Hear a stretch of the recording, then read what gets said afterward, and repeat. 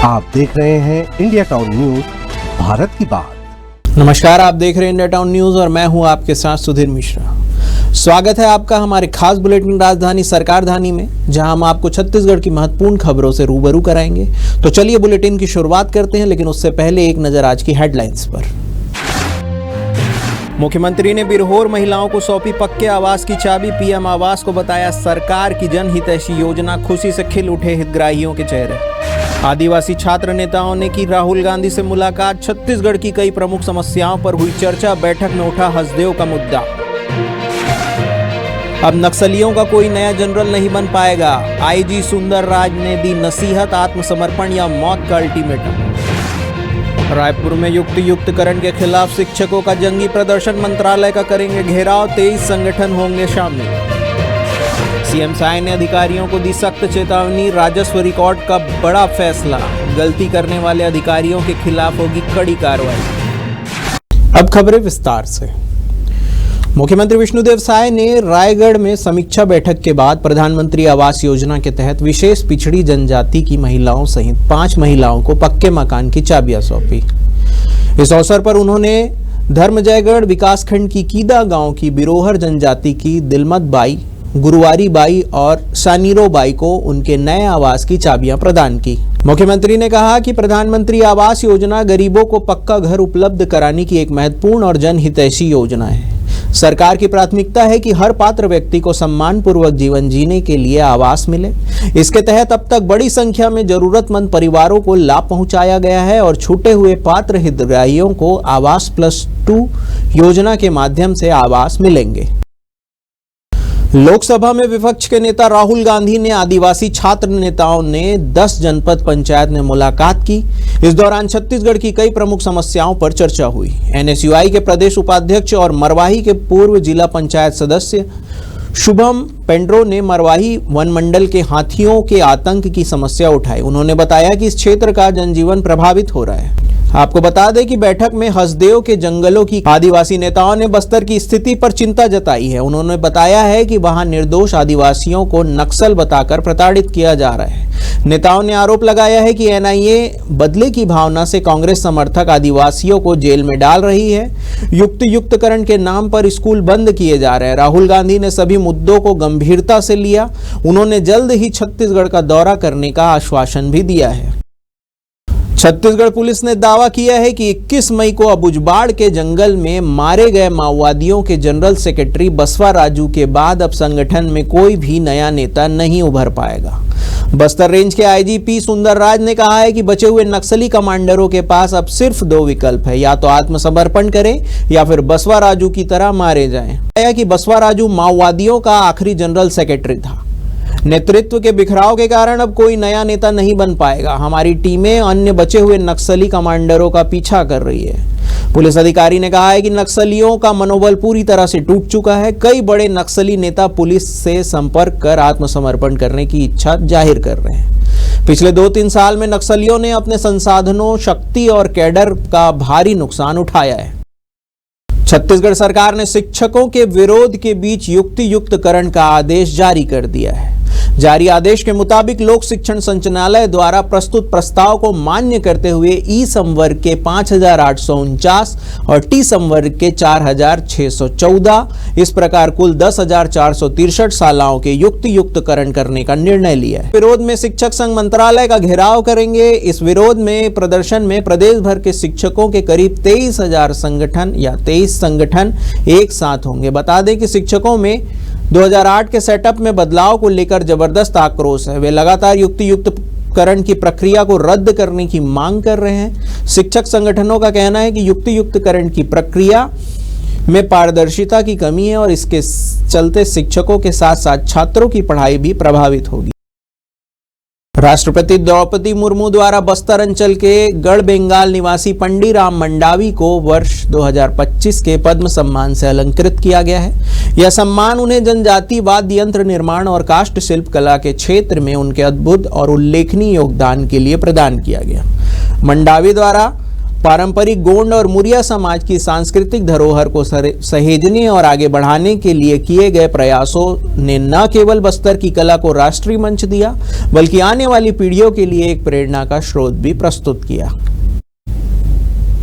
मुख्यमंत्री विष्णुदेव साय ने मंडावी को बधाई देते हुए कहा है कि यह सम्मान छत्तीसगढ़ की जनजातीय प्रतिभा और सांस्कृतिक समृद्धि का गौरवपूर्ण प्रतीक है। उन्होंने कहा है कि मंडावी जैसे कलाकारों ने अपनी साधना से यह सिद्ध किया है कि हमारी मिट्टी की कला विश्व पटल पर छा सकती है। यह पद्म सम्मान बस्तर की लोक परंपरा, शिल्प और सांस्कृतिक चेतना को राष्ट्रीय गौरव दिलाने की दिशा में एक महत्वपूर्ण उपलब्धि है। वक्त हो चुका है एक ब्रेक का। बने रहिए इंडिया टाउन न्यूज के साथ। अब खबर आपकी उंगलियों पर, हर खबर पर हमारा नजरिया। इंडिया टाउन न्यूज, भारत की बात। ब्रेक के बाद आपका स्वागत है। कृषि मंत्री रामविचार नेताम ने कल 29 मई से शुरू हो रहे विकसित कृषि संकल्प अभियान की जानकारी देते हुए बताया कि यह कृषि क्षेत्र में प्रधानमंत्री की लैब टू लैंड मंत्र को साकार करने की दिशा में एक बड़ा कदम है। यह एक देश, एक कृषि, एक टीम की अवधारणा को मजबूती देगा। कृषि एवं किसान कल्याण मंत्रालय के इस अभियान की छत्तीसगढ़ में शुरुआती मुख्यमंत्री विष्णुदेव साय आरंग विधानसभा के भैंसा गांव में करेंगे। आपको बता दें कि कृषि मंत्री रामविचार नेताम ने बताया है कि कृषि कार्यों के लिए प्रत्येक राज्य की अपनी खरीफ पूर्व तैयारियां होती है। इनसे बेहतर परिणाम प्राप्त करने के लिए राज्य की तैयारियां और इस अभियान को एकीकृत किया जा रहा है। मुख्यमंत्री विष्णुदेव साय ने कहा है कि राजस्व अभिलेखों में त्रुटि के लिए संबंधित अधिकारी या कर्मचारी जिम्मेदार माने जाएंगे। यदि किसी अधिकारी के लॉगिन से गलत प्रविष्टि होती है तो उसके विरुद्ध कठोर कार्रवाई की जाएगी। मुख्यमंत्री ने रायगढ़ में सुशासन तिहार के अंतर्गत आयोजित समीक्षा बैठक में यह स्पष्ट निर्देश दिए हैं। सीएम साय ने अधिकारियों से कहा है कि लोगों की जमीन, खेती या अन्य दस्तावेज में त्रुटि की वजह से जनता का प्रशासन पर से भरोसा न टूटे, इसके लिए जरूरी है कि राजस्व प्रणाली को जवाबदेह बनाया जाए। उन्होंने निर्देश दिए हैं कि त्रुटि सुधार कार्य पर राजस्व अधिकारी विशेष निगरानी रखें। बैठक में मुख्यमंत्री ने लात नाला सिंचाई परियोजना के लंबे समय से अधूरे होने पर नाराजगी जताते हुए इसे अतिशीघ्र पूर्ण करने के दिशा निर्देश दिए।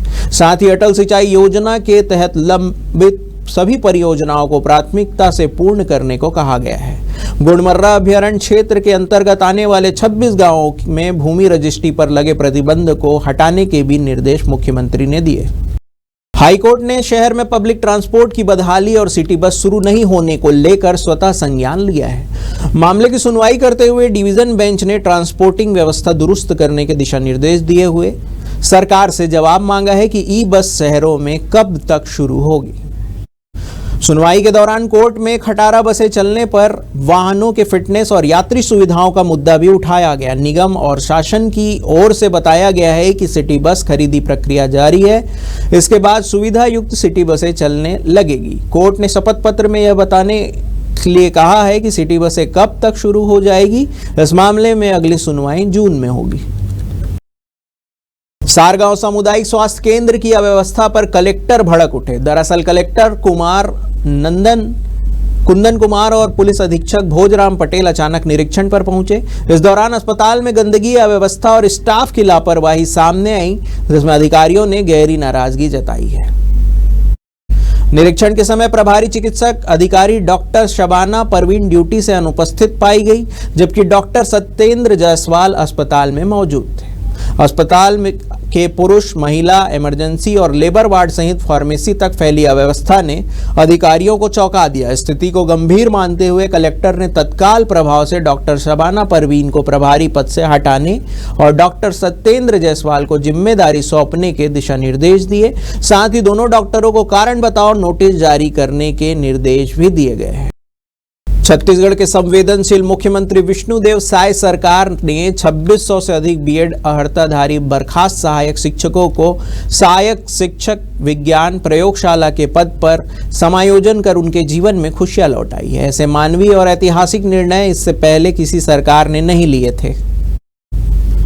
बीएड सहायक शिक्षकों की वर्षों पुरानी मांग को पूरा करते हुए उन्हें लैब टेक्नीशियन के रूप में समायोजित करने के राज्य सरकार के फैसले का स्वागत किया जा रहा है। इस ऐतिहासिक निर्णय पर शिक्षकों ने 1 मई को मुख्यमंत्री निवास पहुंचकर बर्खास्त सहायक शिक्षकों के प्रतिनिधि मंडल ने मुख्यमंत्री को गजमाला पहनाकर उनके प्रति कृतज्ञता जताई थी और उनका आभार व्यक्त किया था। इस मौके पर मुख्यमंत्री ने सभी शिक्षकों को शुभकामनाएं दी और उनसे अपने दायित्व का निर्वहन पूरी निष्ठा और समर्पण के साथ करने का आह्वान किया। उन्होंने कहा कि बच्चों और देश का भविष्य गढ़ना शिक्षकों का सबसे बड़ा कर्तव्य है। आप सभी अपने दायित्व के प्रति सचेत हों और इस भूमिका में सर्वोच्च योगदान दें। हमारे खास बुलेटिन राजधानी सरकार धानी में फिलहाल इतना ही।